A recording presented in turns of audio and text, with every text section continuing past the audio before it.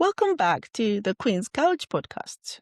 Our next guest is a truly multi-hyphenate powerhouse, an NHS leader, disability and inclusion advocate, coach, podcaster, speaker, model, and pageant queen. Adeshola is the founder of Ultimate Royal UK, and she's here to talk about reshaping the narrative and turning adversity into purpose-driven leadership. Adeshola, it is an honor to have you here. Thank you. Thank you, Madeline. It's an honor to be here. So, Adeshola, you navigated immense personal challenges, including discrimination, bullying, and homelessness. To build a life rooted in advocacy, this is amazing. What was the turning point when you decided to embrace your story rather than hide it? For me, I think the turning point was for me was just realizing, I needed to share my story. It was just more than sharing my story. For, quite a long time, it was difficult because managing so much adversity is going on within my life and ending up in ICU in 2022 changed perspective for me. And just reviewing all the experiences that I went through, the shame, bullying and harassment as an adult, it shouldn't be happening. And the discrimination and facing homelessness as well with a little child at the time, even though I was paying the rent, the landlord wasn't paying the mortgage. All those, when I thought of it, I thought I had to present it as a strength. I can't just remain silent. Because I wanted it to shape other people's lives as well. For me, over time, the very things I was trying to hide, I realized this is powerful. It shaped my resilience, it shaped my perspective on life as a whole, and also just my ability to connect with other people, because it gave me the opportunity to connect with people at different levels through short round presentations, even presenting to senior leaders as well. And when I started to talk more openly about my own journey and my story, I started noticing that, people related to it. Because sometimes we feel we're the only ones going through things. For me, that was powerful. Uh, I decided one of the first things was, again, when I was in ICU, my mom said to me, well, you almost died. Because she was the one that saw me in ICU at the time and said, don't let anything stress you out. So those led to my resilience to say, you know what, I need to change perspective. I need to do things. I used to be just an ad working NHS staff, working in the NHS, dedicated ad worker. But I decided I need to live my life differently. So that led to that change. And I realized that my story in itself was something beautiful, something for other people as well that could help them so that they don't feel alone. That shifted everything for me. And then there was a quote that says, amazing things happen when you distance from negativity. So I said to myself, definitely to start distancing myself from negativity and looking at ways to support other people. So I became a well-being champion at the time.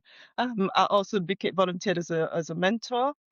And I was site lead for the disability network. And then when the two coaches were leaving, they just reached out to me and said, you know what, you've been doing amazing things. We would like you to be a coach here. And I've been a coach here now for over 2.5 years. There's so much you've shared that is very powerful. Thanks for sharing. Your key message is that lived experiences can become a source of strength. How did you begin to see your own challenges not as limits, but as a source of insight and purpose? So for me, it's about reframing my challenges.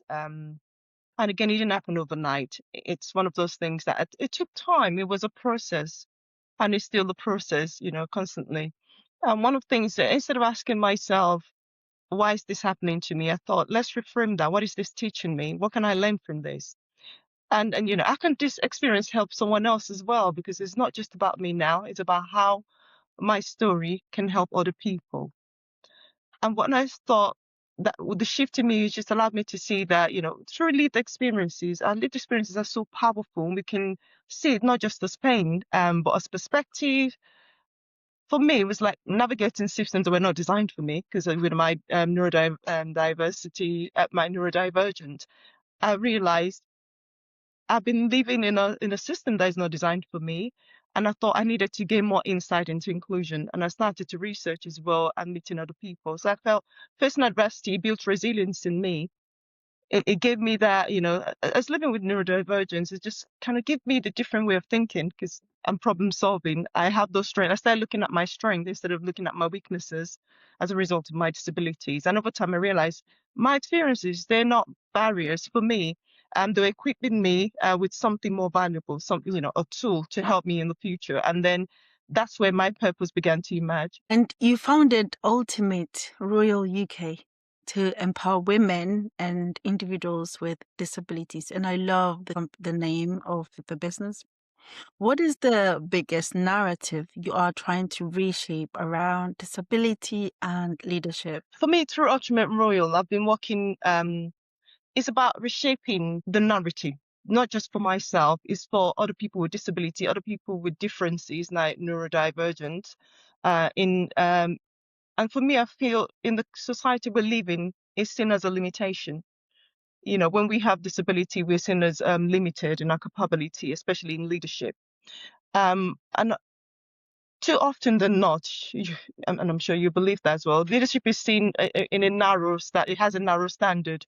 You have to be you look or a particular sort of person or communicate a different way. But I thought we shouldn't be limited, really. We can do much more as well. We're capable. We have so much capability within us. And I thought we don't want to fit into the same traditional norm or traditional structures of leadership that we have today. So I decided, how can we make sure that we including people with disability, not excluding them? Because many people feel excluded, feeling they're not capable. And they're insightful people like myself. We have a lot to give. So I wanted to shift that, and that's what Ultimate Royal, the purpose for Ultimate Royal is to help people with disability, people that are neurodivergent, people with lived experience of health problems, to get more empathy with them, understanding, adaptability, innovation, see how we can improve society as a whole, how we can lead with the qualities that we have. It's essential for leadership today. We are leaders every day, especially women. We're leaders at home. We're leaders in our day-to-day, raising children. You gain a lot of leadership skills through those as well. And a lot of the people I support more are more women than men, because women feel limited in leadership position as well. A lot of men, it's easier for them to get into leadership position. So I was thinking, challenging is we need to feel that we fit in as well. People with disability need to feel that they're fit in. They can be great leaders. So I started advocating for, improving an environment where people can thrive, where people can see their own capability and their strength, and be able to utilize those capability and strength as well to grow in themselves, to have a sense of belonging, and to thrive in their everyday lives, in society, and to gain that, and also help them to equip them to find within them the strengths to gain that leadership skills to be able to be a leader. And I say to people, being a leader doesn't necessarily mean you have to be in a senior leadership position. It means that you can lead from different directions in your life. So we have different, we can be diverse in the way we lead other people in the things that we do as well. By supporting people, by volunteering, you're leading, you're being an example to other people. So that's the purpose of Ultimate Royal, to strengthen people and help them as well to achieve their goals. And how can our listeners join your community? So the listeners can join my community, my website, ultimateroyal.com. They can gain the tools they need and see different organizations that I've supported as well as part of my work in Ultimate Royal. They can link with me on LinkedIn, Instagram as well, and connect with me. And I'll be more than happy to connect with them. For me, what I always say is, reach out to me if you have questions, if you want to learn how I can help and support you. And one of the things I will support is not just individuals, supporting organizations as well, to build inclusion, to have the right inclusion tools and resources as well to support people with disability. And I'm so privileged being coach of my network. We developed a disability policy, which there wasn't one, unfortunately. So we were able to develop one and develop other tools as well. And I started a podcast because I spoke to someone about, how can we help other people? And I said, I would like to be in your podcast. He said to me, you've been doing a lot. Why don't you start your own podcast? I first laughed it off and thought, start my own podcast. Yeah, right. And then I thought about it. I said, why not? So I spoke to my organization, and that give birth to a podcast called Batability Podcast, helping people to learn more about the tools, resources they need. So people can connect as well on Spotify. It's called Batability Podcast, and they can always reach out to me as well. I like that. I love what you said about leadership and changing the narrative. Sometimes the least we can do is to help address the unconscious bias, and we all carry these unconscious bias. So yeah, a lot can be done to make life easier for one another. So for someone who feels defined or silenced by their circumstances, what is the first step they can take to start owning their story and using their voice? I think the first step is for them to recognize their voice matters. I mean, if you don't have to want to share your voice publicly, but your voice is important, and so that's the first step for me. I think recognizing that their voice has got power. Um, Reclaiming the story doesn't mean that you start with speaking out loud. It doesn't mean that you have to be a public speaker like I am. Sometimes it's just that's privately. You can start one step at a time through reflection, writing. You can write a blog if you want to. If you don't want to speak out, someone that's shy. Or for me, I'm very introverted. One of the topics I speak about is introverted leadership, helping people that are introverted as well come up their shell, realizing their story matters. You can write a blog, you can write an article, um, and they can do so without judgment as well. Know that they don't have to feel that they will be judged, because there's so many people like them. Having that sense of community, there are many people like us. We are not alone. I think that always shifts, and that's instead of helping them as well to see, instead of saying that happened, why this happened to me, is just knowing that that's part of their story, and it doesn't define them. Their story doesn't define their limits. There's so much more they can do. And then when people are ready, I say for them, start small. I always say, start one step at a time. Start small, whatever you can do today. You should share your thoughts with someone, even through shorts run if you're happy, if you feel, in a safe environment.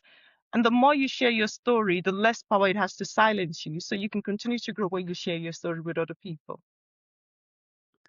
What does purpose-driven leadership mean to you, and how can we all start leading with more purpose in our own lives? So for me, purpose-driven leadership means being intentional in our leadership. It's not enough to just say I'm a leader without being intentional. What do you want to achieve as a leader? So for us to be purpose driven, we need to have a purpose. We need to have, what is it I would like to achieve out of it? If your purpose as a leader is not to make an impact, it's not to support other people, it's not to make other people grow, then I'm sorry, you're not a purpose driven leader. Think about your passion as well. What are you passionate about doing? What difference do I want to make for myself, for other people, and in the society? And then when you start thinking about that as well, do I have the capability to volunteer my time to help other people? So, and then I always say continue learning, because to be a great leader, we need to constantly learn. We shouldn't be limited. I'm always researching, I'm always learning. So I would say, first, to be purpose driven, we need to see, how can I impact society today? What have I done today? What difference have I made today? How have I grown and improved myself today as a person for myself? Because we need to start growing. And one other thing is, never compare yourself to people. Your leadership skills are different from someone else's leadership skill. The way you can reflect your leadership skill is different as well to other people. So why compare yourself? So if you know that you yourself, you've got strength and capability within yourself, you have your own passion, you have your drive, you have your story, your lived experience, and you can use that as a powerful tool to gear you forward, and in ensuring that you're purpose driven in your leadership skills and styles. Thank you so much, Adeshola. It's been wonderful speaking with you, and I look forward to inviting you back onto the Queen's Couch podcast. Thank you so much. Thank you for having me, and I would love to be back. And I have to say thank you for your incredible vulnerability and strength, because your story is a powerful testament to the fact that adversity does not define our limits. That's correct. I agree. Yeah, and I help people to see that that adversity doesn't define our limit. For me, I've been able to achieve quite a lot through reshaping my narratives and thinking, what can I do differently? How can I impact differently? And I didn't think that was going to happen. I went into pageantry and I thought, okay, let's try pageantry. And then a lot of people said to me they've been doing pageantry for years. I started modeling as well in my 40s, just 2 years ago, 45. And then I thought to myself, okay, I'm my 40s, starting to model. And it's been an amazing journey for me because it helped me to meet other people and to help people to feel they're not limited. Many people that think, oh, being disabled, they can't, model, they can't do so much more, they can be a pageant queen. No, I changed that. And that helped me as well to share my story because I got 2 titles within the 1 year of pageant, even though a lot of people said they've never held the title. And I thought, oh, okay, amazing. So I got classed Miss British Beauty and also I'm the first ever Miss London City. So telling people with disability, you can achieve much more if you put your mind to it, if you just reshape your narratives. I love that. Thank you so much for sharing the power of the mindset change and not limiting yourself. May Thank you very much. we all be inspired to embrace our stories like Adeshola, empower ourselves, and create space for others to feel seen and heard. So, to our audience, thank you for joining us on the Queen's Couch, where we honor real stories, amplify bold voices, and celebrate the extraordinary in every woman. Be sure to subscribe, share this episode with another queen who needs to hear it, and follow us on all the social media channels. Remember, your crown is waiting, so claim it unapologetically. Until next time on the Queen's Couch, keep rising, keep reigning, and stay royal. Thank you. Thank you.